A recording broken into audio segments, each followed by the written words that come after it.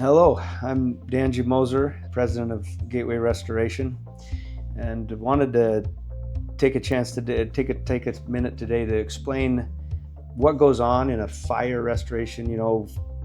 In structural restoration or property restoration, damage can happen from even a small water heater leak that causes just a small amount of water damage to a home. But it can also be as catastrophic as a residential or commercial fire that causes massive damage, both structurally and a lot of smoke damage, things like that. So I wanted to talk a little bit about the process that we go through with helping people out when they're in a fire damage situation. It's less likely to happen, but when it does happen, it's usually more catastrophic. It's a lot more trauma involved for the people. Their private belongings become damaged or completely worthless, and it can really impact a person's life in negative ways. And so our goal is to be able to try to at least get them back to as close to normal as possible, and we have a process for that.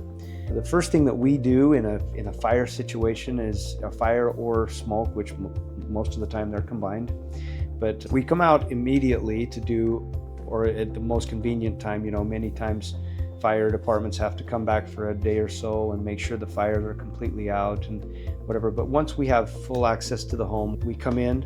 And many times we've worked with the Phoenix Fire Department for quite a few years as a board up company, and we come out as soon as the fire is put out and board up the facility and make it structurally safe so that people can access it and do what needs to be done. We do an initial assessment after that, and once it's secured, which helps us understand a plan of action or a job plan, we write that out so that we know what needs to happen first and where we need to go. Once we have that job plan written out and understood, then we start with removing damaged materials. Porous materials in a home, when there's a fire, there's heat that is involved, and what that heat does, and in Arizona we understand heat, right? It opens those pores up, and a lot of times smoke and soot can be encapsulated or trapped inside of those pores, which can result in the smell of smoke coming back later, even after the restoration project's completed, because those pores were closed when the restoration was done, and then they open up again when there's heat. So many times what we have to do is we have to replicate the heat or heat the area up so that we can open those pores. We sand studs, we wipe them down, we clean them with different solutions. And we also use a system called ozone, which ozone is a scent killing mechanism that splits molecules, O2 molecules, into O3 molecules and actually kills the smell of smoke so that it literally is gone. Along with those things, we also do something called shellacking, and shellacking is an actual product. It's kind of named after that, and what that is kind of like Kills. It's sprayed on the studs to seal them up and to encapsulate any type of smell that may not have gotten out or may not have gotten taken care of. It also seals that up, seals the studs up so that those smells will never come back. There are few things worse for people and triggers for people than when they go through a house fire and it's traumatizing to them to have smells come back later. It just brings up those terrible memories that they had. And it's something that we take a lot of care in making sure that does not happen. We work with the insurance companies to make sure that we can do what needs to be done to completely remove the smells and the odor and replace any damaged structural members that need to be replaced to be able to hold the structure sound until we move to the next portion or the second portion of a fire restoration project, which would be the reconstruction. So after everything's been removed and ozone's been used and we've scrubbed studs and we've cleaned the studs and we've replicated the heat, and then we've shellacked everything and give everything the sniff test and make sure that there's no smells left, then we start the structural repairs and rebuilding of the structure. And what happens there is most of the time, this is done through the benefits of an insurance claim, and an adjuster or multiple adjusters are involved in helping to get that done.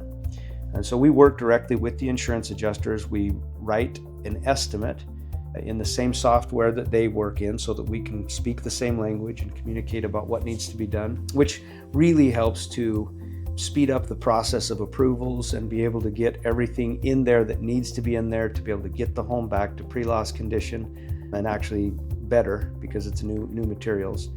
But once there's an approved estimate and we can get moving forward, we start immediately by designing out a schedule.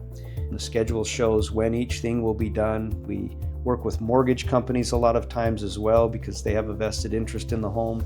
And so we're working with both the insurance and the mortgage companies to make sure that inspections are completed. We work with the city as well to be able to get the permits that we need to be able to do the structure up to code and do everything that needs to be done. We make sure that codes are being kept as we rebuild the structure. So we're working with the city to make sure that those building codes are being respected and followed. And we work with the insurance companies to understand what those codes are and what needs to happen to be able to make sure that the home goes back to what it needs to be up to code and back to pre-loss condition. This process can take anywhere between 3 months to a year for large structures, and just from everything that needs to go on to be able to get that done. Our goal is to do it as fast as possible, as clean as possible, with as little headache as possible. Our slogan is to minimize the heartache of disaster, and that's what we do by having a system in place that we follow and strategically follow to be able to bring that home back to pre-loss condition in the most efficient possible way. And then once that's done, we get to do the fun stuff. We go room by room and make sure that it gets put back exactly the way it's supposed to be. We use a system called Matterport. Matterport is a 3D scanning of the entire area so that we can discuss with homeowners to get back their walls and their flooring and their shelving where it was and all kinds of stuff. We Matterport scan the home at the time of the fire. We do it at the time that the mitigation is complete and we're ready to go back with repairs. And then the fun one is always the one at the very end where we get to show the final product. And as we go room for room with the customer, we're able to get them everything that needs to go back in there and get it back to where they can walk into their home and feel back at home, and hopefully use that as an opportunity to get past the trauma that's involved in a fire or a large disaster like that. And the best part is just being able to hand over the keys and be able to have that certificate of satisfaction signed and shake hands with the homeowners at the end and know that we've done everything that could possibly be done to get them back to a normal type of life and to have them satisfied as much as they can be. Nobody asks for a fire to happen in their home, at least most people shouldn't. And it's usually a surprise. It's not a fun thing, but how we handle it is important. And working with people to be able to put these things back together in their lives is our passion and our purpose, and it's what we love to do. So we love every opportunity that we can to help people through these kind of disasters, and that's what we do. It's what we love to do.